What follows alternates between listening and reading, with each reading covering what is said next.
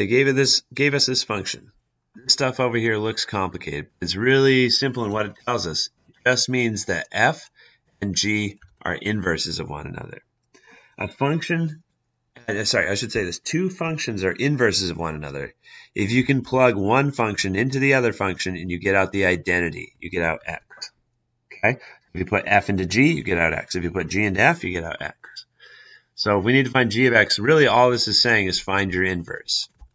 So I like to start inverse problems by replacing f of x with the letter y. And then the inverse step is where you switch x and y. So to solve for y, I'm going to subtract 1 from both sides.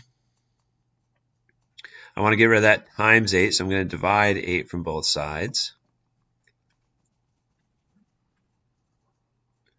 And then the last step is to get y by itself. So I could use a cubed root to get rid of that cube. Now, if you have an even power, you've got to consider positive or negatives. But this is a cube root. This is a 1/3 power. And I shouldn't say, yeah, no, that was correct. If it's a cube root or a fifth root or an odd power, you don't have to do the positive or negative thing that we have to do with square roots. So we've got it now. Y is the cube root of x minus 1 over 8. And if you have trouble finding that symbol, this is the same thing. A cubed root means a 1/3 power.